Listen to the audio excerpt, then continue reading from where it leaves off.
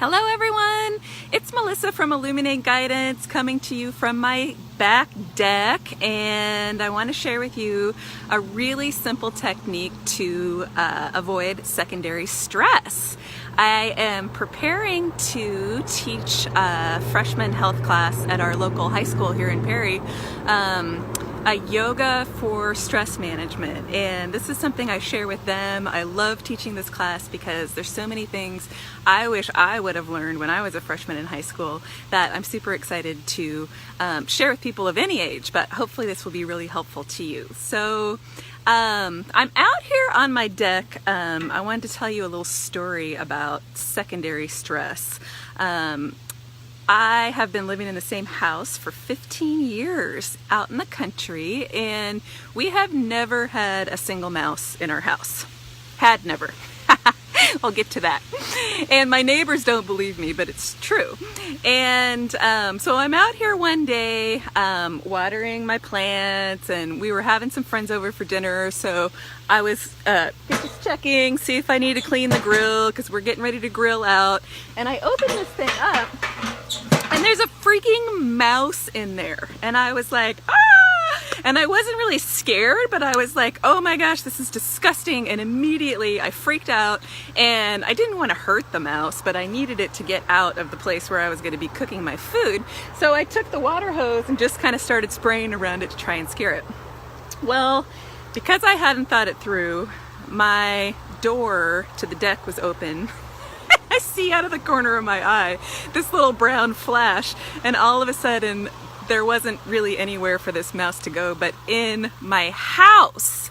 So that's an example of creating secondary stress. When we encounter a situation, we react without consciously deciding what's the best course of action. Oftentimes we create more stress on top of the stress, and it's many times not necessary. So at the Kansas Leadership Center, I learned this really cool technique that I want to share with you called ABC. So when we encounter a stressful situation, oftentimes we say we're triggered. So if someone says something to you, something happens, you get cut off in traffic, whatever, you all of a sudden get triggered, which means you're flooded with emotion.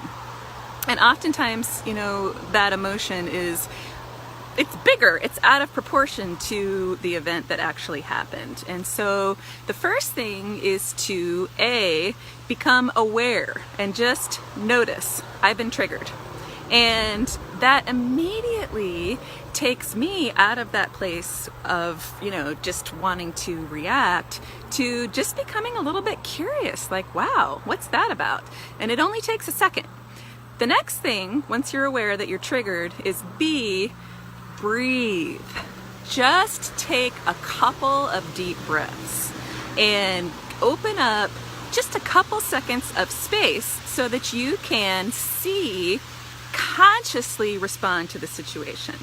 Because when we consciously respond rather than reacting based on, you know, the flood of emotions and the trigger that kind of activates our primitive or lizard brain, then we're going to make a better choice. We're going to maybe find a different way to get the mouse out of the grill rather than chase it directly into the house, causing more stress than the initial stressor in the first place. So I hope that this is helpful for you. Give it a try.